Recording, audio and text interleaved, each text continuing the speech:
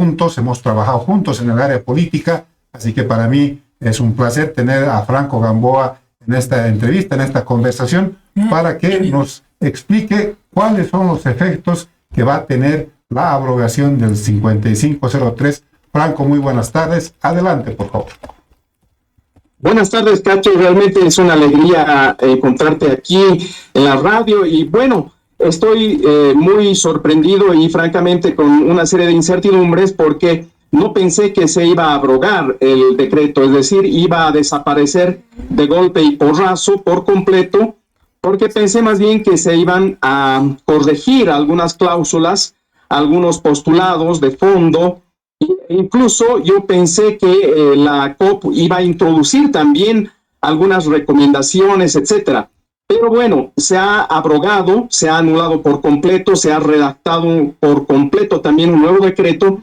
Y esto da lugar a muchos elementos. Por un lado, el factor estatal. Creo que el gobierno del presidente Rodrigo Paz ha retrocedido, lamentablemente, un buen trecho, en la medida en que su gobierno es depositario de la formulación de políticas públicas, la previsión precisamente de una serie de aspectos negativos sobre la subvención de los hidrocarburos, que si bien se mantienen, es decir, ya no puede mantenerse la subvención, es decir, se ha suspendido definitivamente la subvención de los hidrocarburos, esto se ha protegido, pero el conjunto, la visión de conjunto del nuevo modelo de desarrollo, porque esto hay que discutirlo, se ha transformado en otra cosa totalmente diferente a lo que preveía de manera inicial el Decreto Supremo 5503. Y por otra parte, la COP definitivamente es un factor de poder.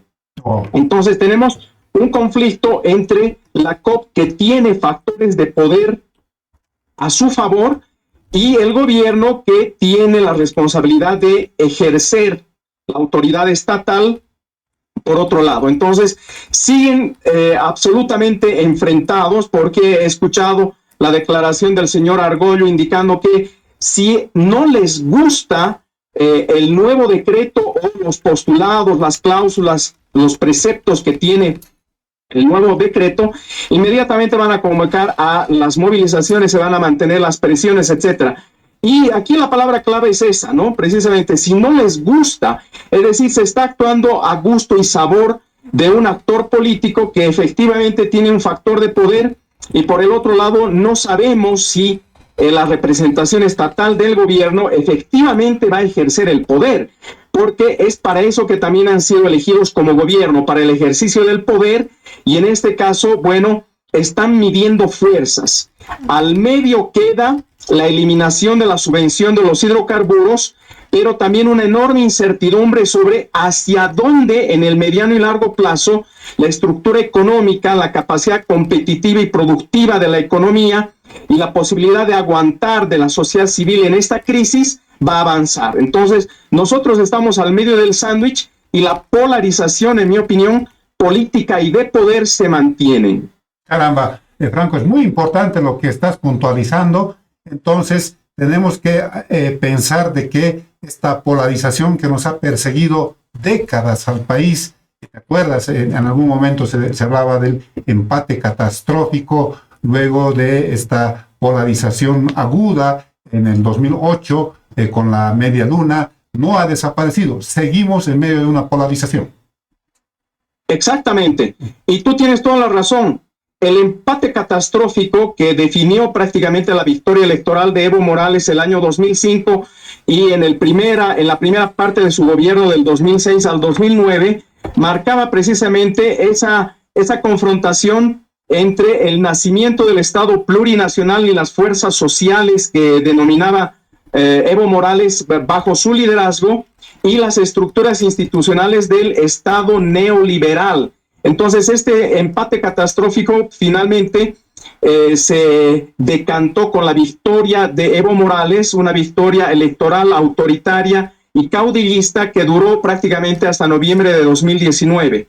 Ahora yo no veo un empate catastrófico, pero sí una polarización política muy preocupante, dado que el hundimiento del MAS en su fragmentación electoral, su derrota electoral no se ha transformado en una derrota política ni en una confrontación que permita eliminar de la oposición al evismo o al masismo. El evismo y el masismo están detrás de la COP.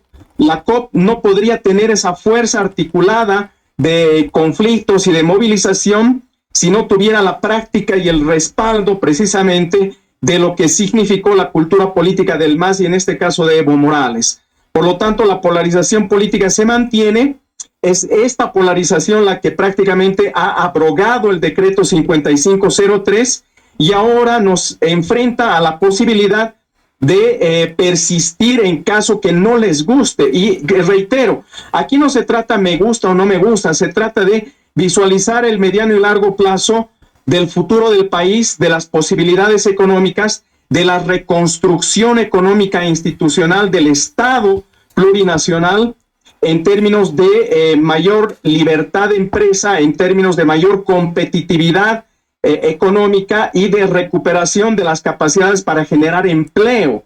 Entonces, desde este punto de vista, es donde hay que analizar cuidadosamente. No es me gusta, no me gusta, pero el señor Argüello está precisamente en las posiciones ya no de empate catastrófico, sino de polarización para derrotar al gobierno, ¿no?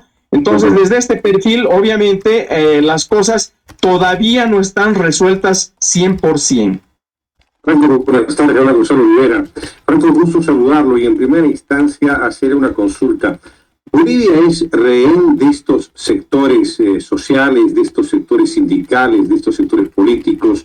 Son las mayorías quienes se han impuesto a las minorías al hacer retroceder al gobierno. Ha ganado el gobierno, que ha ganado la COP, que ha ganado la gente. Bolivia va a poder avanzar así en un momento en el cual sale un presidente que nos dice, nos han dejado una cloaca, el país, no hay plata en el país. Estas medidas se tienen que tomar entre este gobierno o quien entrara. Estábamos previstos a que algo así tendría que haber ocurrido, pero parece que el gobierno y nuestra gente o los bolivianos no queremos ir avanzando. ¿Cuánto tiempo más podremos aguantar así a corto, mediano y largo plazo? ¿Quién gana, quién pierde en todo esto? No, definitivamente, Gonzalo, un placer saludarte esta tarde. Quien pierde es el país, la sociedad civil en su conjunto. Tú y yo, los ciudadanos de a pie perdemos. Los turistas que han quedado varados, prácticamente secuestrados, la población que no puede enfrentar la inflación ya descontrolada de la canasta familiar. Nosotros en el día a día perdemos.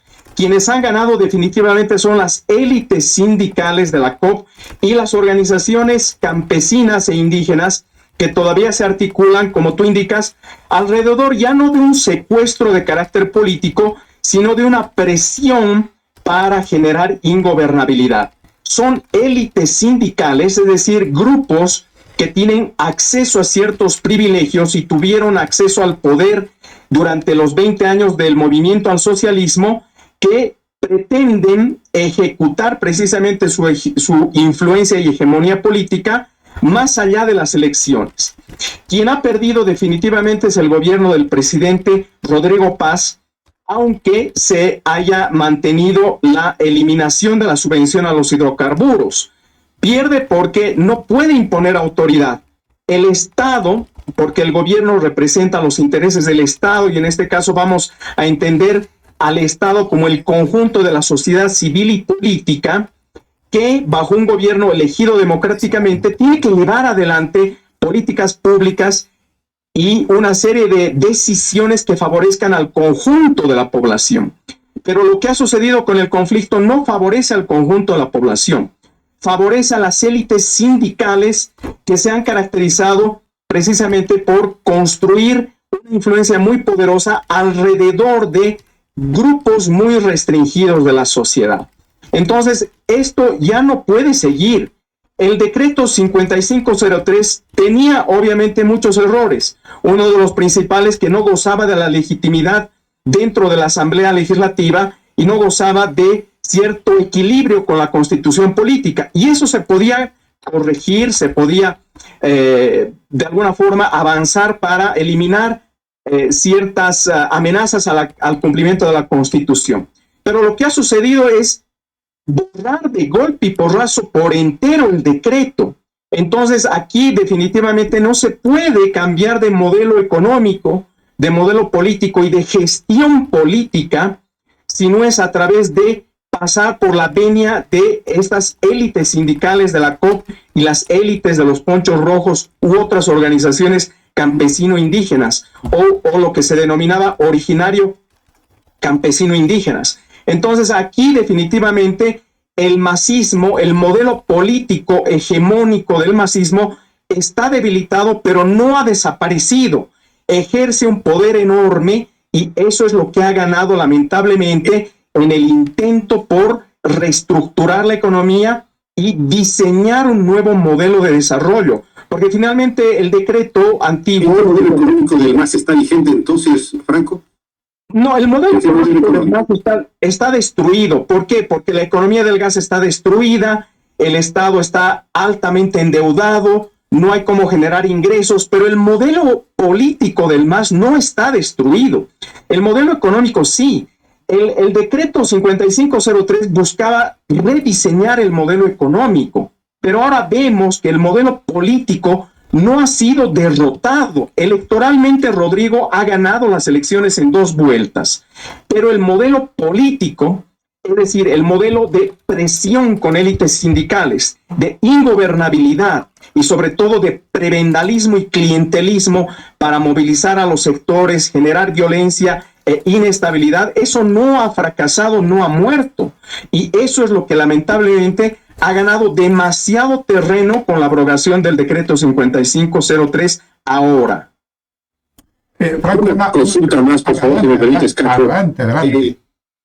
Franco, ¿cuánto bien le hace la presencia del entorno Samuel Doria Medina en el gobierno de Rodrigo Paz? ¿Es un aporte que vale la pena, que realmente debería reconsiderarlo el presidente, o qué tendría que hacer?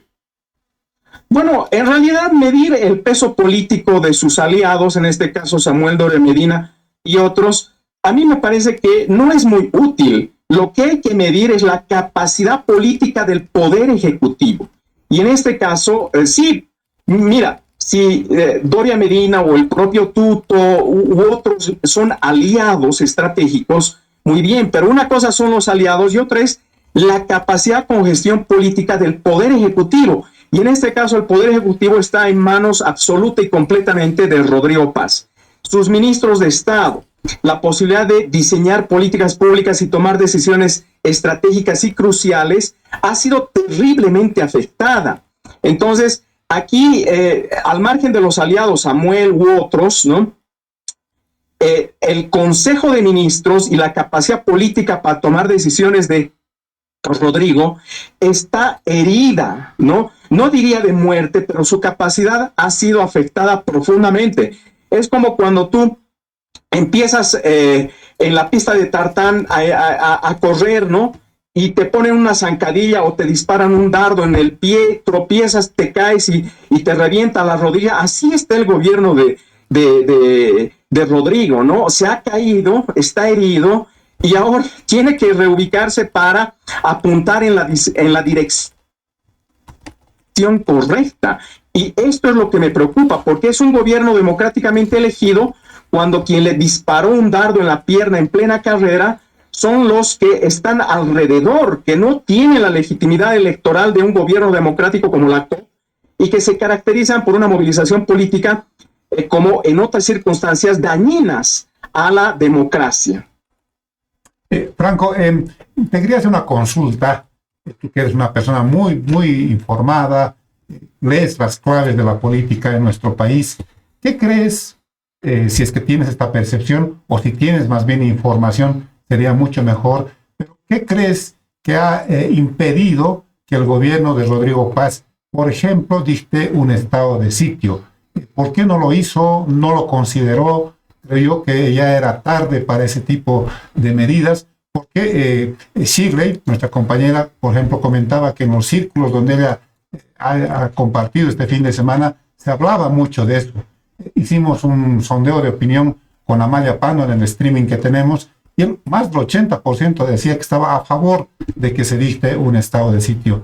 ¿Qué crees que ocurrió para que no se opte por esa medida y más bien se vaya por esta otra que ha terminado de alguna manera una derrota política del gobierno. Tienes toda la razón, Cachito. Mira, yo creo que el estado de sitio era una decisión que se veía venir, pero por temor, por miedo, no la han implementado. Si miramos atrás, la implementación del Decreto Supremo 21060, que fue un éxito en la reestructuración económica y política de ese entonces, se impuso con estado de sitio, ¿no?, con el apoyo de las Fuerzas Armadas y con la hegemonía de la autoridad estatal. En las reformas estructurales, las 3 leyes malditas, la ley de capitalización, reforma educativa, durante la época del GONI, ¿no?, las leyes malditas fueron impuestas con estado de sitio y también con una capacidad de ejercicio de la autoridad estatal muy fuerte, ¿no?, que está prevista en la Constitución, ¿ya? Pero ahora esta reestructuración fundamental del decreto 5503 se desmorona y desaparece. Yo creo que a las puertas de llevar a cabo un estado de sitio como medida excepcional dentro de la estructura del Estado democrático, por supuesto que ha fracasado por temor, por miedo. Ahora, la información que yo tengo es por miedo a que sean estigmatizados como un gobierno autoritario similar al de Luis Arce y de Evo Morales. Pero ese temor está infundado, es infundado. ¿Por qué?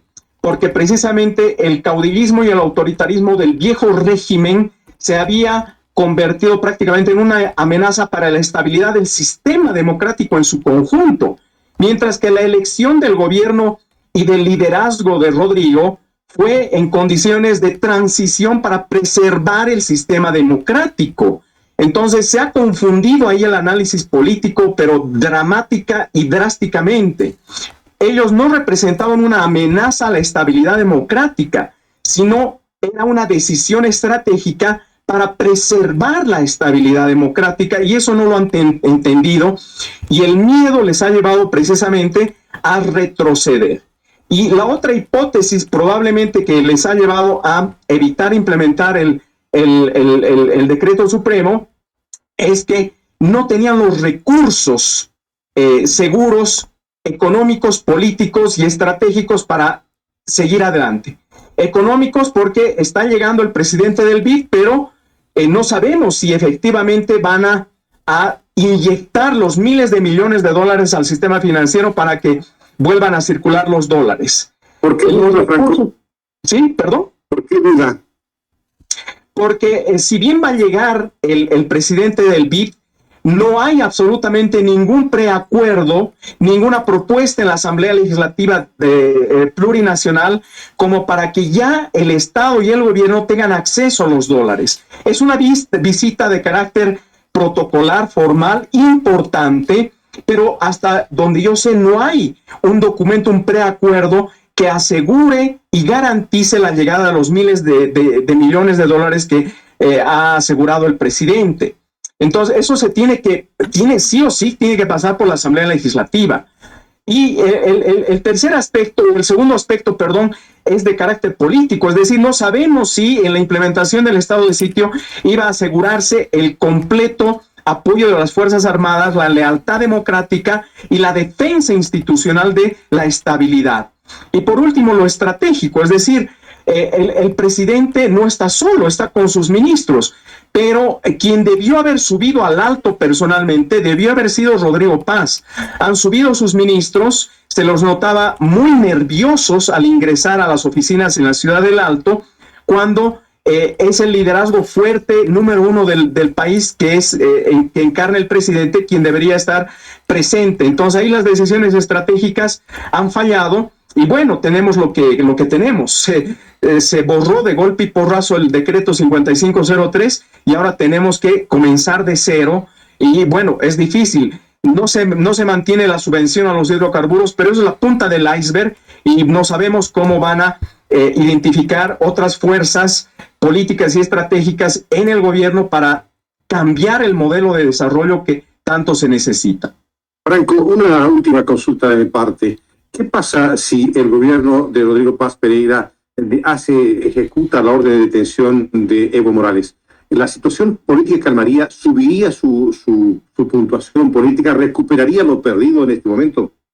No, definitivamente, recuperaría lo perdido. Pero ahora no es ya solo Evo Morales. Si él es detenido, obviamente creo que la gran mayoría de la población aplaudiría no solo la valentía del presidente, sino la institucionalidad, porque Evo Morales tiene cuentas pendientes con la justicia, la policía debe intervenir y la institucionalidad de la justicia debe prevalecer. Ahora bien, yo creo que va a haber plena legitimidad y apoyo si el presidente Rodrigo Paz hace eso en concreto. Pero a estas alturas ya no es solamente la aprehensión de Evo Morales, es el ejercicio del poder estatal, el ejercicio de las decisiones fundamentales de Estado para beneficio colectivo de todo el país. Y en este sentido, las decisiones estratégicas pasan por desbaratar política y directamente la capacidad de movilización de la COP, ¿no? El presidente en su discurso hoy en la medianoche se refirió a mafias. Muy bien, si son mafias o si él cree que las mafias incrustadas o alrededor de la COP están actuando, debe intervenir y desbaratar inmediatamente. Y eso traería mucho más legitimidad política al gobierno de Rodrigo Paz en la medida en que el tratarlos de igual a igual, como hemos visto el día de ayer en la ciudad del Alto, ha significado una derrota y un retroceso muy preocupante. No es el final, pero es un retroceso preocupante porque hay que reconstruir la capacidad de decisión estatal en el gobierno. Caramba, qué interesante en tus criterios, Franco. Yo quiero hacerte dos últimas consultas que tienen que ver con la pérdida de gobernabilidad.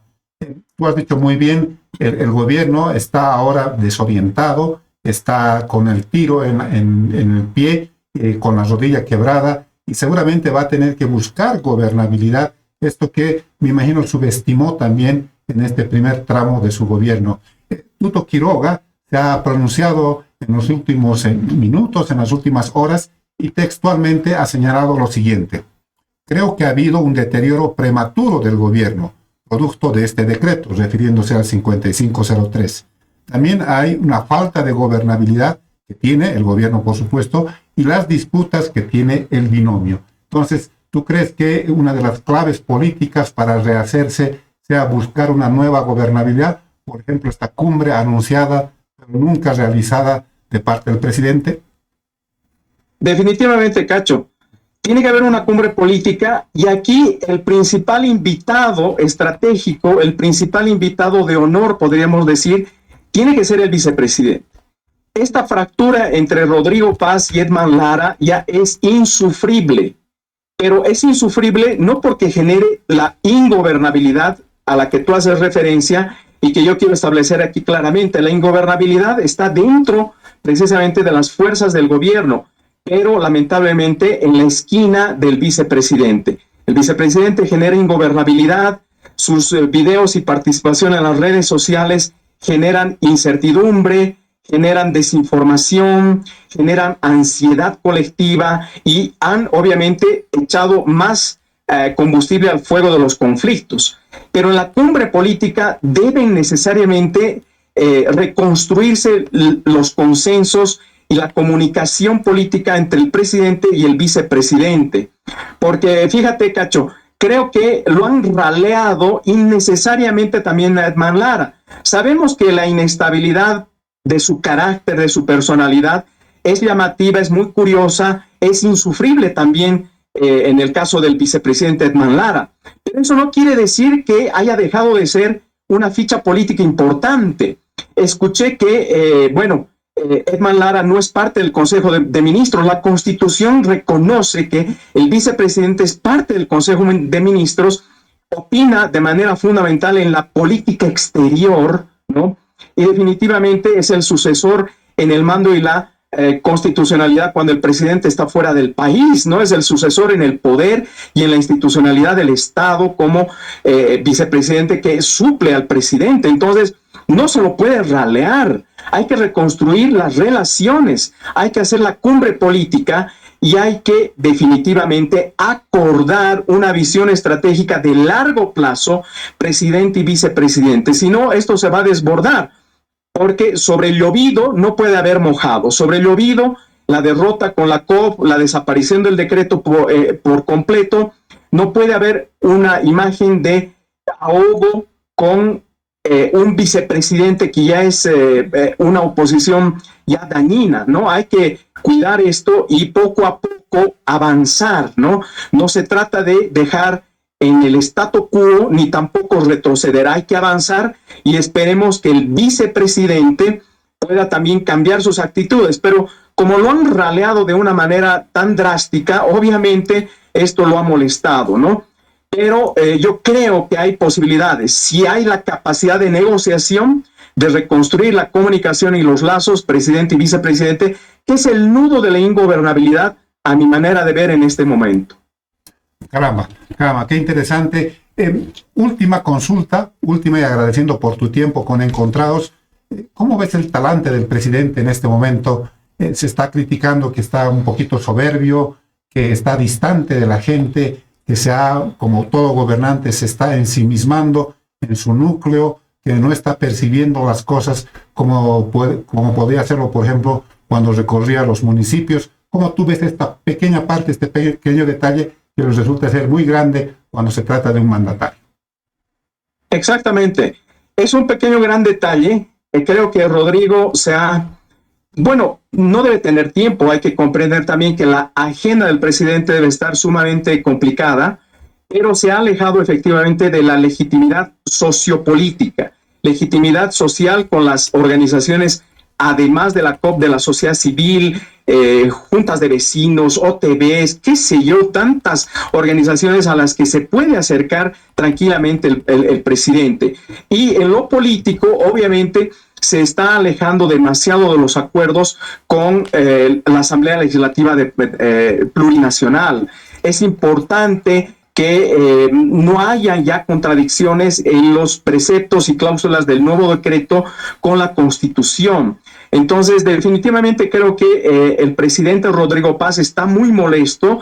Yo lo he notado a la medianoche en sus declaraciones, claro, tratando de controlar sus sentimientos y emociones, pero está molesto con los resultados. Claro, ha tenido que retroceder cuando él dijo que no, y su molestia obviamente le lleva a afirmar ciertas ideas que han pasado por soberbias y que acrecientan cierta lejanía respecto a los sectores de la sociedad civil que esperan mayor decisión. Pero esto siempre se puede corregir, porque el presidente tiene que gobernar en su oficina, obviamente, salir cuando tiene que salir, y cuando tiene que salir, tiene que mejorar su comunicación estratégica de carácter político. Entonces, esto no está funcionando. De tal manera que Rodrigo debe corregir sus capacidades y acciones de comunicación política estratégica para acercarse a la población, para gobernar con seguridad y tomar decisiones para ir hasta las últimas consecuencias. Y en este caso creo que está molesto porque él pensó que el decreto 5503 iba a ir hasta las últimas consecuencias y de un momento a otro se esfumó. Entonces, hay que entender, pero definitivamente el presidente debe estar consternado, molesto y viendo la nueva dirección. Pero cuando identifique eso, tiene que caminar con paso seguro, ¿no? Pisando fuerte, como decimos, y debe desmantelar necesariamente las capacidades de movilización de la Central Obrera Boliviana. ¿Con quiénes está molesto el presidente? ¿Quién es el equipo que debía darle resultados? Y en este tema de la comunicación, le falta una estrategia comunicacional, también decía, para que la gente esté enterada de cómo se está avanzando. Pero esta molestia, ¿tiene nombre y apellido? ¿Tiene un equipo? Mira, no sé, Gonzalo, de decirte con quiénes, ¿no? Pero sí está molesto, eso se notaba. Yo veía el rostro, ¿no? Las expresiones, el ya decir que hay mafias, que no se equivoca obviamente el presidente al decir que hay mafias sindicales, ¿no? Trató por todos los medios de controlar, sino atacar directamente a la COP, seguramente para no afectar los acuerdos ya establecidos, aunque lo están criticando ahora también precisamente por eso, ¿no? Pero creo que él está molesto con el resultado final, ¿no? Y en el resultado final, obviamente, están involucrados sus ministros, pero él mismo, ¿no? Porque no podía haber salido adelante la decisión de abrogar todo sin que él dé luz verde. Entonces, está molesto, yo creo, consigo mismo, con los resultados, y esperemos que esta molestia sirva como aliciente para recuperar liderazgo democrático. Y uno de los elementos reconocidos en la Constitución del liderazgo democrático del presidente es identificar situaciones extremas, tomar decisiones excepcionales como el estado de sitio, ejercer el poder estatal, porque eso también se espera. No tanto la preocupación del consenso democrático por todos los medios. A veces el consenso democrático por todos los medios termina con lo que ha terminado ahora, pero el ejercicio de la autoridad estatal, eso permea hasta los últimos resquicios del país y de sus instituciones, de su territorio, y eso le está faltando a Rodrigo, que gobierne hasta los últimos resquicios del territorio, de la soberanía estatal, con la autoridad y la fuerza que le reconoce la Constitución, y ese es el liderazgo que debe reconstruir de manera inmediata. ¿Qué pasa con Lara? Es la piedra del zapato, es la piedra que no lo deja gobernar, está detrás de la presidencia, está durmiendo con el enemigo desde el inicio. ¿Qué podría ocurrir a corto, mediano o largo plazo? Porque lo que ha dicho Lara es un ultimátum, es una segunda oportunidad que da la siguiente, estoy yo listo para entrar. ¿Y qué ocurriría a corto, mediano o largo plazo en lo político con Lara? No, definitivamente Lara está viendo su oportunidad, ¿no? Está calculando. Pero es un cálculo realmente desleal con la democracia, porque no se trata esto de un juego de ajedrez o una ruleta rusa. Es decir, si se cae el gobierno, bueno, no hay problema, yo asumo, porque esa es la sucesión constitucional y reconocida legal y legítimamente, ¿no? Tampoco eso es un juego, ¿no? Bueno, si le va mal al presidente, ahora yo asumo y tranquilamente seguimos. No, no es así tampoco. Una crisis política muy grave no es para pensar que inmediatamente va a asumir el poder Edman Lara, está calculando eso. Pero reitero, hay que reconstruir las relaciones entre el presidente y el vicepresidente. Creo que todavía es posible, hay tiempo, pero es urgente. Ahora, en temas de comunicación política, no he visto absolutamente un discurso en el que se trate de convencer de manera fuerte todos los pormenores políticos e ideológicos del decreto 5503. No se ha explicado la capacidad política que debe tener la implementación de ese decreto. En el 21/60 era clarísimo. El discurso pasó por bautizar al 21/60 como la nueva política económica, que fue copiada en realidad del leninismo, de la extrema izquierda bolchevique, ¿no? La nueva política económica. Y ahí se explicó las reformas estructurales del Estado, las reformas neoliberales, y ahí se bautizó o fue bautizado como el eje del neoliberalismo en Bolivia, y de eso carece el nuevo decreto y estas decisiones, de una ideología clara, de una comunicación política. La comunicación política es la comunicación estratégica, la que convence, la que genera consensos inmediatos, la que busca construir hegemonía cultural, la que busca oponerse a las opiniones de Argollo y otros, precisamente porque son solo opiniones. Mientras que una visión de largo plazo, visión hegemónica, cultural, política, estratégica, impone ideas, articula ideas, genera concertación y convence, ya no al electorado, sino a la sociedad civil, para el acompañamiento legitimado de las decisiones estratégicas, y esto es lo que está faltando. Finalmente yo pregunto, ¿no?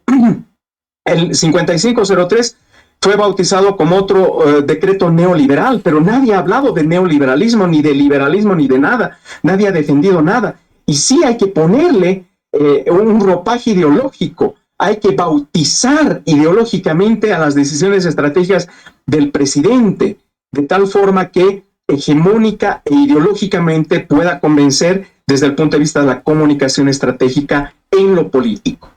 Gran estreno de Franco Gamboa en Encontrados, una clase de sociología política.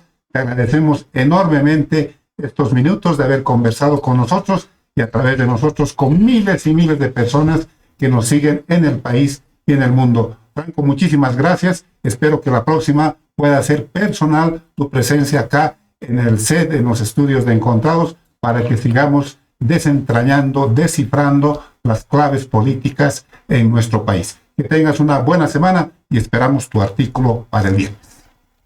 Claro que sí. Muy buenas tardes, muchas gracias. Soy yo el agradecido, Cacho Gonzalo Shirley, y estoy hasta para cualquier otra oportunidad firme aquí para ustedes. Un fuerte abrazo. Muchísimas gracias. Muchísima claridad la de Franco Gamboa, definitivamente. Y esa claridad es la que creo nos ha dejado más preocupados todavía respecto al futuro del gobierno del presidente Rodrigo Paz. Bueno, hay tareas. La analogía que ha hecho de una persona que está trotando en una pista de tartán, luego se cae y tiene destrozada la rodilla, esa analogía es terrible, ¿no? Así está viendo el gobierno. Sí, decía que hay tareas que ha encargado, políticas por supuesto, en mejorar la comunicación política estratégica del gobierno, que todo el mundo además se lo dice y no sé por qué no escuchan estos amigos que seguramente están monitoreando Encontrados en este momento. Segunda tarea, recomponer la relación con Edman Lara. Eso no es cosa del otro mundo, es cuestión de voluntad y es cuestión también de empatar estos caracteres que seguramente en algún momento coincidieron cuando eran binomio electoral. La tercera tarea es encaminar una cumbre política. No puede pasar más tiempo porque la gobernabilidad no se le va a escurrir entre los dedos al régimen de Rodrigo Paz. Y finalmente la cuarta tarea es con todo eso encarar lo que él llamó una nueva política económica a partir de lo que pudo ser y no fue con el 5503. Caramba, realmente es como que empezar una especie de reseteo político al gobierno de Rodrigo Paz Pereira. Bueno, hemos, creo, cerrado todas las expectativas de quien estaba con interés de escuchar esta entrevista, así que pasamos a lo siguiente, Shirley.